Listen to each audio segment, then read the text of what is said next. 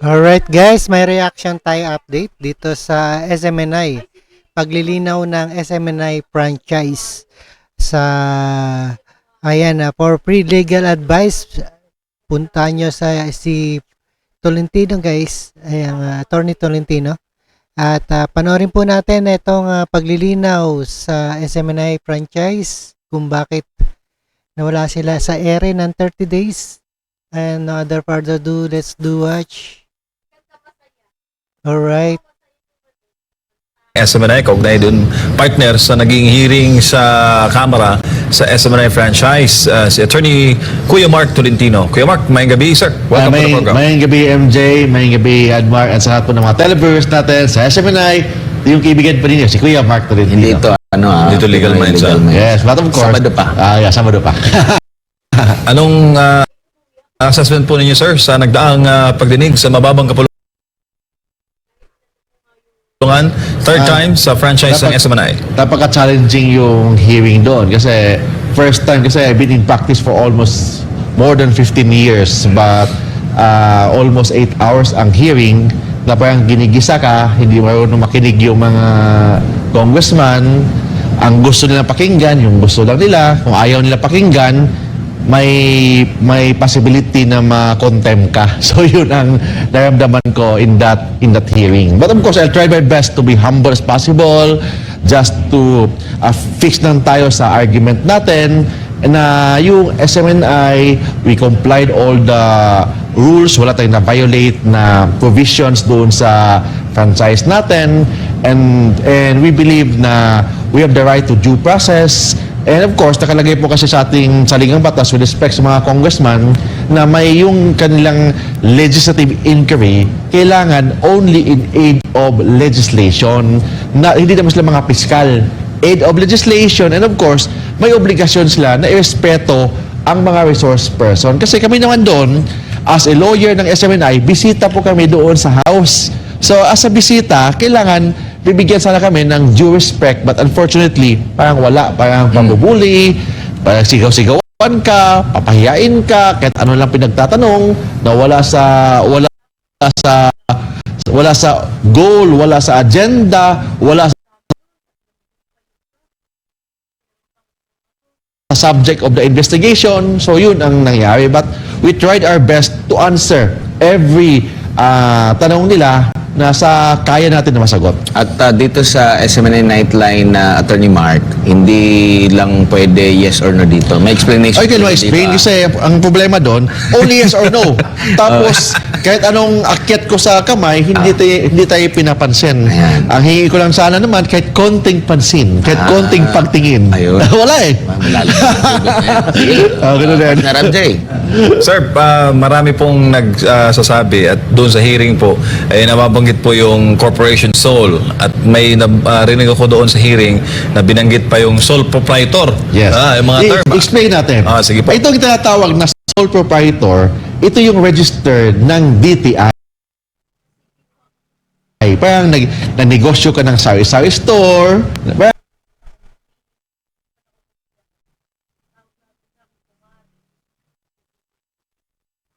Ganon. Parang may isang certificate ng DTI and ang lifetime niya is 5 years. Renewable for another 5 years. Every 5 years ang renewal sa DTI. Yun ang tinatawag na sole proprietor. Wala siyang juridical personality separate sa owner. So, naka-absorb siya sa personality ng owner ng isang business establishment. Ang tinatawag na one-person corporation, iba naman yun. Yun ang nandito sila.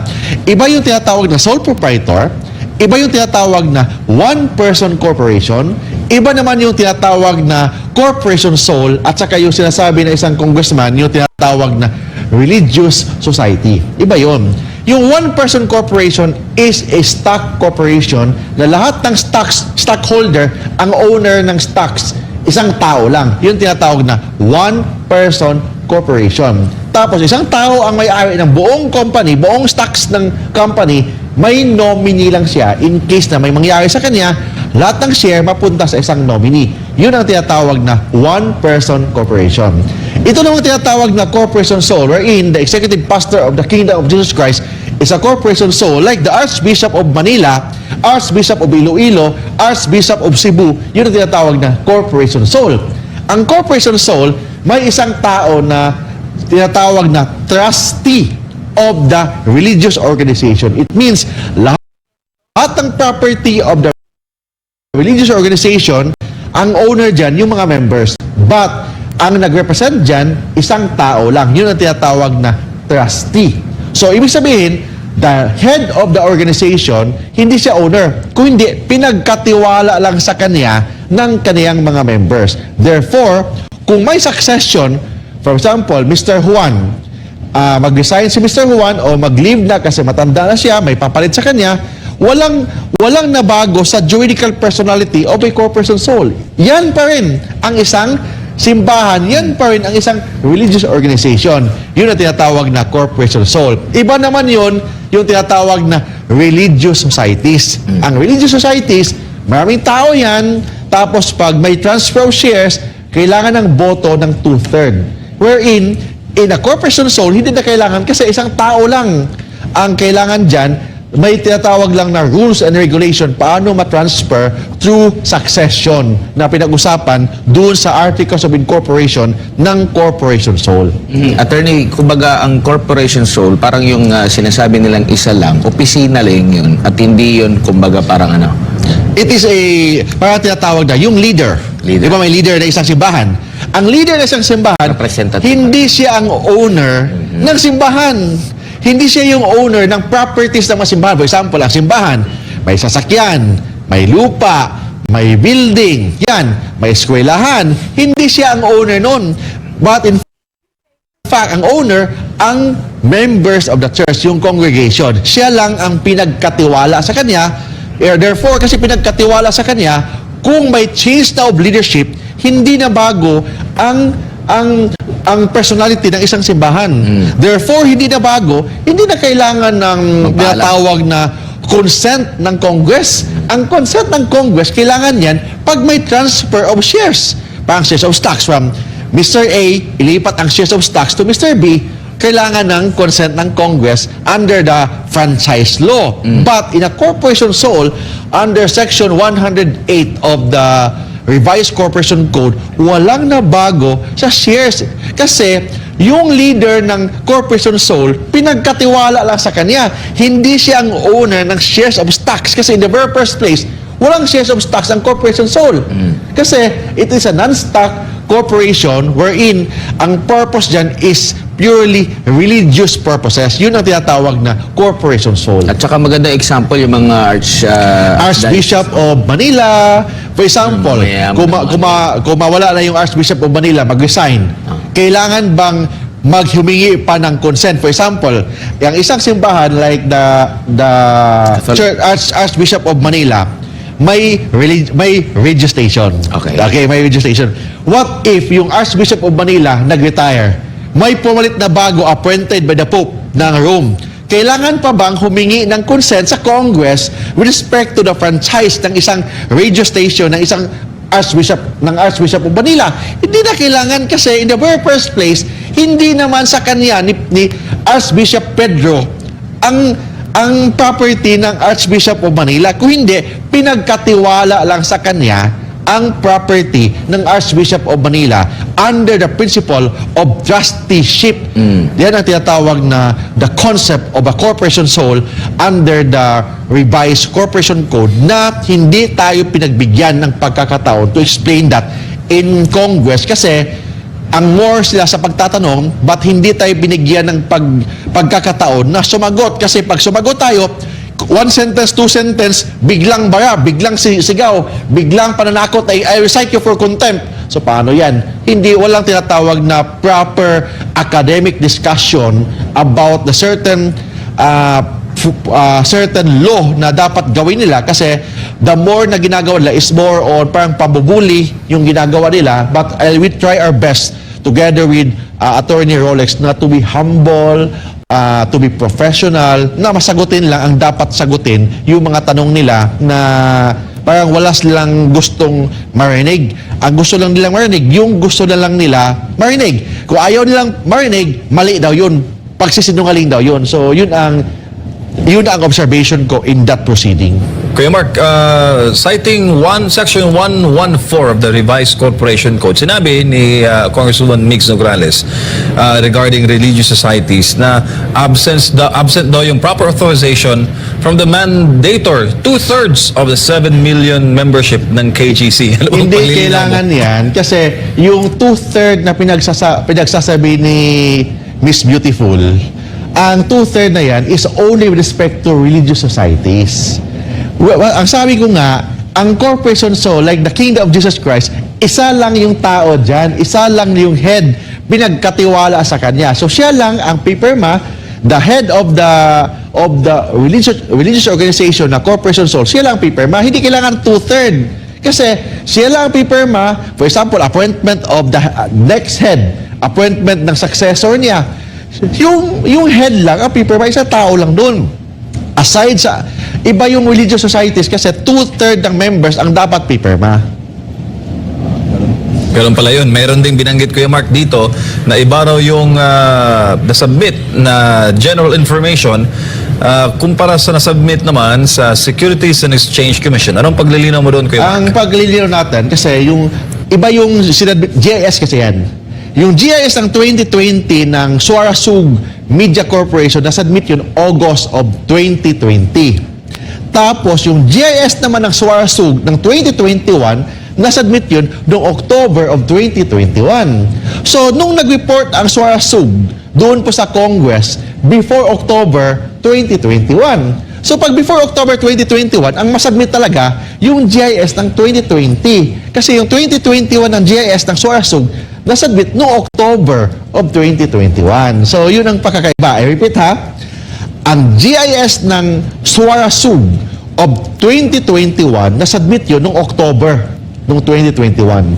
But the reporting of Suarasug to Congress was before October 2021. So, kasi before October 2021, ang masubmit talaga or ma-attach talaga sa GIS, yung 2020. Kasi, nasubmit yung GIS of 2021, October pa lang ng 2021, nasubmit ang GIS ng Suarasug sa SEC. Yun ang pagkakaiba. Sa issue naman ng controlling interest, Kuya Mark, yun na-explain mo na yun kanina, di ba? Yung controlling interest, basta more than 50%, that is controlling interest. But in this case, there was no transfer of controlling interest kasi walang ang nabago. Kasi if you are a corporation, is a corporation soul, ang ibig sabihin ng corporation soul, pinagkatiwala lang sa'yo.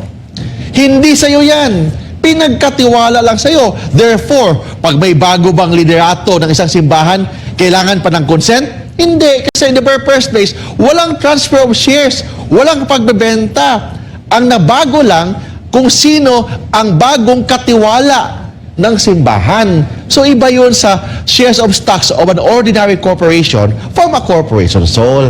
Marami nagulat din Kuya Mark na hindi si Pastor ang may-ari ng SMNI. Yun yung paliwanag po ninyo doon. Yes, tama yun. So, hindi naman, based on record, hindi naman talaga siya. Sabi nila, ultimate beneficial owner daw si Pastor. Nakalagay ang pangalan ni Pastor in the reporting of 2021 yun. Kasi, ang rules ng SEC with respect sa pag-declare doon kung sino yung beneficial owner, kailangan natural person. In this case, nung 2021 o 2020, si Pastor pa ang leader. Siya pa ang nakalagay na executive pastor of the Kingdom of Jesus Christ and kailangan i-report doon ang tinatawag na natural person. So, representing the executive pastor of the Kingdom of Jesus Christ, si Pastor Apollo C. Kibuloy. Kasi siya yung leader at that time. But ngayon, iba na ang leader, so therefore, iba naman ang nakalagay na pangalan. But hindi ibig sabihin nakalagay ang pangalan ni Pastor, siya ng owner. As what I've said, ang corporation soul, siya ang pinagkatiwala sa kanya ang property ng simbahan. Hindi siya ang owner. Iba yung owner, iba yung katiwala. Under the concept of corporation soul, the leader of a church, siya ang pinagkatiwala or trustee of a church. Hindi siya ang owner ng property ng simbahan. Kumbaga, pwede ba nating tawagin sa terminong representative sa kabuuan? Siya yung representative at siya yung tinatawag na trustee sa kabuuan So, ng sino yung congregation. may-ari nun kung siya ay isang simpleng representative lang. The owner actually, No, dito sa pinag-uusapan natin doon sa if may trustee, may trustor. Ang trustee, siya ang pinagkatiwala. Ang trustor, ang nagbigay ng tiwala. So, sino ang pinagkatiwala? Ang trustee. Ang executive pastor. Like for example, ngayon, the executive pastor of the Kingdom of Jesus Christ, Marlon Jacobo. si Marlon Jacobo, siya ang trustee, but hindi siya ang owner. Sino naman ang trustor? Ang Yan. trustor, yung member of the Membership. congregation. Yun ang trustor. So therefore, ang corporation soul, the leader of the corporation soul, siya ang trustee. Hindi ibig sabihin na siya ang owner. Kasi in the very first place, pinagkatiwala lang sa kanya. Hindi siya ang owner. Ayan. So, kumbaga, halimbawa, kung para at least maintindihan din doon sa Catholic, sa Archdiocese, Mga archbishop, o mga ganon. mga Archbishop, kumbaga, ang taong mga member doon sa Archdiocese na yon, yung parang kumbaga yung may-ari. Yes. At hindi lang kasi nagpapalitan, hindi pwede na, uy, ako yung may-ari kasi ako yung Hindi. dito. Hindi naman si archbishop ang may-ari. Hindi. Archdiocese of Manila. Yun ang owner. Hindi si archbishop ang owner. So, ibig sabihin kung for example, ang isang archbishop of Manila may radio station, kailangan pa ba ng 2/3 ng lahat ng Katoliko ng Manila para mabago ang para for the purpose of reporting? Hindi. Kasi as what I've said, corporation soul is different from our religious societies, is different from a stock corporation. A stock corporation, ABC, 5 tao, member ng isang corporation, pag ilipat niya yung Mr. A and Mr. B, ilipat niya yung kanyang share to Mr. X, kailangan ng consent ng Kongreso kasi it is a stock corporation. But in a corporation soul, hindi. Kasi nga, walang nalipat na stocks. Kung hindi, transfer lang of leadership under the rules of succession of a church under the concept of a corporation soul. Alright, malinaw. Kuya Mark. Malinaw. Oo. Pero tingin mo, Attorney Mark, bakit nila pinagdidiinan si pastor, considering wala nang siya, malinaw na nga doon na hindi na nga siya yung executive pastor. Actually, hindi nga pangalan yung di ba? Hindi Kung sa sino kanya. yung executive So, pastor. klaro yan, hindi si Pastor Kibuloy ang ultimate beneficial owner ng executive pastor of the Kingdom of Jesus Christ. Trustee lang siya.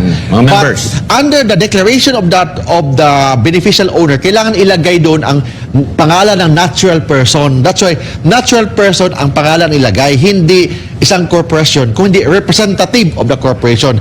In 2020 or 2021, nakalagay yung pangalan ni pastor. But hindi ibig sabihin, siya yung ultimate beneficial owner. Ano pa mga question doon na partner MJ sana? Yung issue ng kuan, yung tinatawag na fake news daw, ano pa yung pinagsasabi, don't forget, under the provision ng batas ng prangkisa, ano is section article ba yun, or section tawag, it is section 4. Nakalagay doon, intentional false information. Sinadya. Intentional, sinadya, intentional, sinadya na pamimiki na mga impormasyon. For example, may certain inaccuracy. Nakalagay po sa Supreme Court decision. Of course, hindi naman tayo perfect lahat. May mga inaccuracy. May mga certain inaccuracy. Inaccuracy of a statement or a news is still covered by the freedom of press. Ibig sabihin, kung lahat ba may konting pagkakamali, so kung gano'n na mangyayari, kung lahat may pagkakamali, tanggalin na tayo ng lisensya, lahat na ng media ng buong Pilipinas tanggal na. So, it will violate the Equal Protection Clause ng ating saligang batas.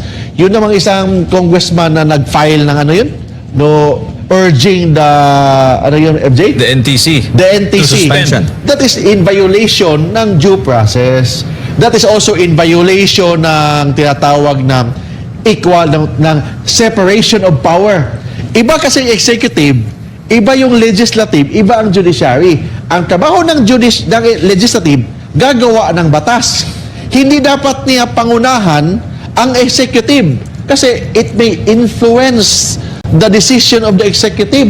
So hindi nila gawin yan. In fact, ang mga congressman bawal nga mag-abogado. Ang mga congressman bawal mag-appear sa korte, bawal mag-appear sa any quasi-judicial bodies. Yung resolution na yan, parang indirectly, naging abogado sila ng complainant to suspend or to cancel the permit. And that is parang ang ginagawa nila, illegal practice of a profession of law. And hindi pwede yan, hindi pwede pangunahan ng legislative ang executive, like the Office of the President, yung mga quasi-judicial bodies like the NTC, hindi pwedeng diktahan. Kasi violation yan ng separation of power, and may tinatawag tayong due process clause. Ibig sabihin, hindi pwede diktahan, yun na yun, cancelin na. May due process pa rin, ibig sabihin, pakinggan pa rin ang depensa ng SMNI sa proceedings doon po sa NTC. Attorney, ang binabanggit nila fake news. Ang ginawa ba, tingin mo, news ba yung ginawa ni attorney ni Ka Eric, or komentaryo or parte ng Commentary yung ginagawa ni Ka Eric. In fact, in a question form, questionable, answerable Yung by yes konteksto or niya. no. Context doon, question yun. Pag question, sagutin niya, yes or no. Don't forget, under the concept of a democratic and republican country, ang government official should not be on your skin. They are subject to public criticism, public ridicule, kasi they are part of because public office is a public trust. Ibig sabihin, Alright, napakinggan po natin itong paglilinaw ng SMNI. At no other further ado, at maraming salamat sa inyong lahat and peace out.